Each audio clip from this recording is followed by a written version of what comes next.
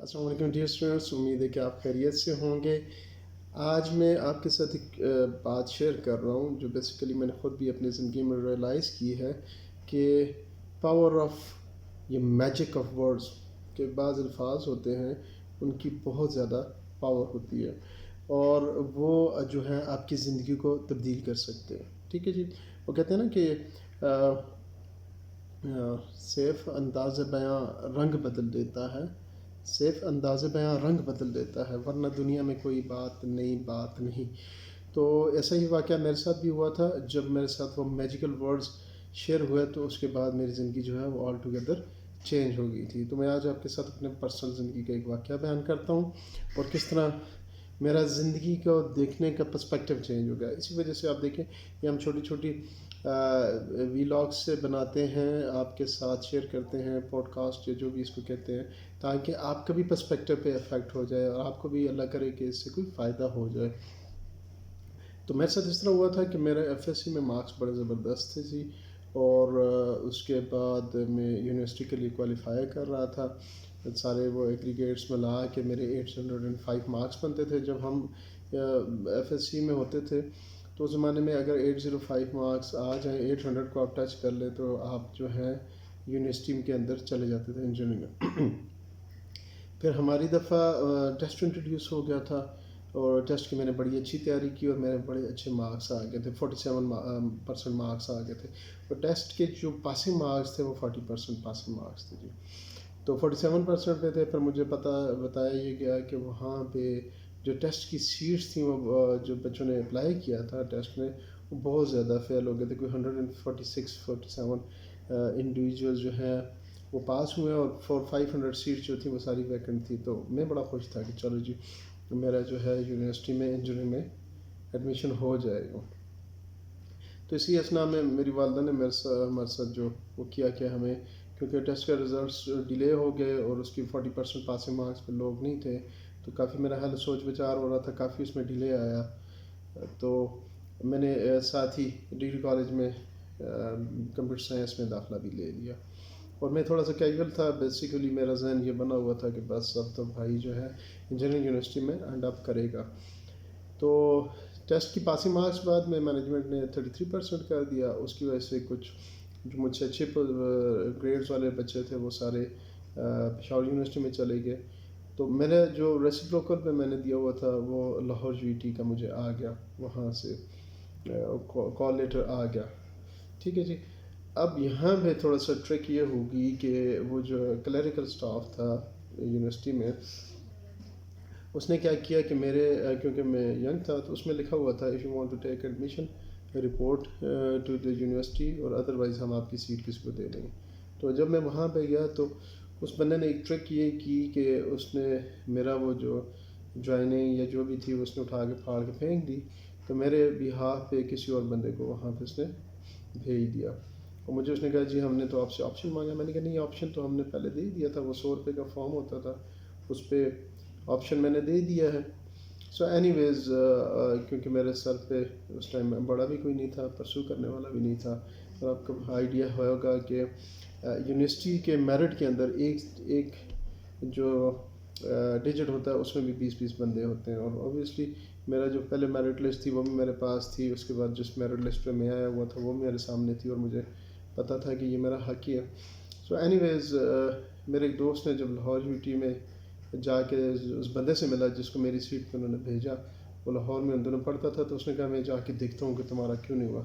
تو وہ بچہ جو تھا، اگر مجھے صحیح طرح یاد نہیں ہے، 435.5 اگر ایگریگیٹ بن رہا ہے نا، تو وہ 390 ایگریگیٹ والا بچہ وہاں پہ بیٹھا ہوا تھا۔ تو اس نے اس سے پوچھا کہ یار تم کس طرح ہو گئے ہو یہاں پہ؟ تو میرا کزن تھا اس نے کہا نہیں، میں نے تو صرف 25,000 روپے دیے ہیں کلرک کو اور میں آ گیا ہوں۔ سو میرے لیے یہ خبر بڑی ہی ایک بہت مشکل تھی برداشت کرنا، اور جب آپ ایک آئیڈیلائز کر رہے ہوتے ہیں کہ یار میری جو ڈیسٹنی ہے، میں نے یہ بننا ہے فیوچر میں، تو آپ جو ہیں بہت زیادہ ٹوٹ جاتے ہیں۔ آپ کہتے ہیں اب میرا تو فیوچر ہی کچھ نہیں ہے، آپ کو بالکل ایک ڈارکنیس نظر ہوتی ہے، فیوچر ہی کچھ نظر نہیں ہو رہا۔ تو میں اس لیے یہ شیئر کر رہا ہوں کہ یہ فیز جو ہے شاید آپ کی زندگی میں بھی آ جائے۔ تو میرے لیے کوئی وہ پرپز آف لائف ہی نہیں رہا کہ یار آگے میں کیا کروں گا، یہ تو میں تو انجینئر بننا تھا، میں تو ڈگری کالج میں کیا پڑھنا ہے. اور تو خیر والدہ کا اللہ تعالیٰ ان کو لمبی زندگی دے، اور ان کے وزڈم کو میں بڑا حیران ہوتا ہوں کہ انہوں نے وہ میرا ٹائم جو 3-4 مہینے اس میں گزر رہے تھے انہوں نے اسپائل نہیں ہونے دیا، انہوں نے ساتھ کالج میں داخلہ بھی بھجوا دیا. تو کمنگ ٹو دا وزڈم، وہ جو میجیکل ورڈز ہیں جی، وہ میرے ایک دوست ہیں، اس کے والد صاحب کو جب پتہ چلا تو میں جب ان کے پاس گیا کسی سلسلے میں تو بیٹھا ہوں، تو انہوں نے مجھے کہا کہ بیٹا میں نے سنا ہے کہ تمہارے ساتھ یہ اس طرح ہو گیا. میں نے کہا جی ہاں انکل اس طرح ہوا. انہوں نے وہ الفاظ اللہ تعالیٰ نے ان سے دعا کروایا جنہوں نے میری زندگی کا پرسپیکٹیو چینج کر دیا. انہوں نے مجھے کہا کہ بیٹا بات سنو، دیکھو یہ جو دنیا والے ہیں نا یہ تمہاری محنت ٹھکرا سکتے ہیں، وہ جو اوپر والا ہے نا وہ کسی کی محنت نہیں ٹھکراتا. Who these are so powerful magical words. جب یہ مجھے ہٹ کیے نا تو میں تو بالکل اس طرح بندہ ہوا نا سویا وہ اٹھ جاتا ہے. ان الفاظ نے میری زندگی کو جھنجھوڑ کے رکھ دیا. میں نے کہا یار یہ اس بندے نے کیا بات کر دی ہے کہ واقعی اوپر والا جو ذات ہے وہ تو کسی کی محنت کو رائے گاہ نہیں کرتے. اور مجھے ایک نیا پرپز مل گیا اپنی زندگی کا. تو اس کے بعد ہم بی ایس سی میں جن کلاس فیلوز کے ساتھ میں پڑھتا تھا تو میں نے وہ سیریس لینا شروع کر دیا. میں نے وہ کمپیوٹر سائنس میتھمیٹکس میرا کمبینیشن تھا. ٹیوشن میں پہلے سے پڑھ رہا تھا لیکن کیجولی. تو آئی اسٹارٹیڈ اسٹڈنگ جی 20 hours اے ڈے. کہ پیپرز کے لیے 1-2 مہینے رہ گئے تھے تو میں میرے ایک دوست ہیں ان کے ساتھ ہم ایک تھوڑا سا سمجھ لیں وہ مجھ سے پڑھتا بھی تھا، مجھ سے ٹیکنیکلی وہ لائق بندہ ہے مجھ سے، لیکن وہ پھر میرے ساتھ کچھ چیز سمجھ نہ آئی تو مجھ سے کہتے تھے میں ان کو بتاؤں. تو میں پھر وہ رات کو 12 بجے میں میرا کلاک اس طرح کی ہے سلیپنگ کلاک کہ میں 12 بجے کے بعد نہیں پڑھ سکتا تھا. تو میں 12 بجے سو جاتا. صبح وہ مجھے فون کرتا کہ یار میں اس وقت 5 بجے تک پڑھتا ہوں. تو پھر مجھے اس میں تھوڑے سے ٹسل میں کیا کرتا کہ 12 بجے سو کے صبح 4 بجے اٹھ جاتا. اور آئی started studying like 20 hours a day.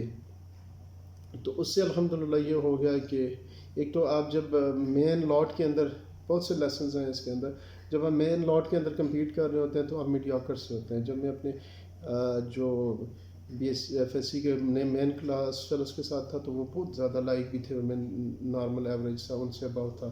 لیکن جب میں اس لاٹ میں آ گیا تو I became one of the best. تو میری اچھا ہو گیا کہ فرسٹ ایئر میں بھی 13 اور اس میں میرے سیکنڈ میں بھی میرے بہت اچھے نمبر آ گئے.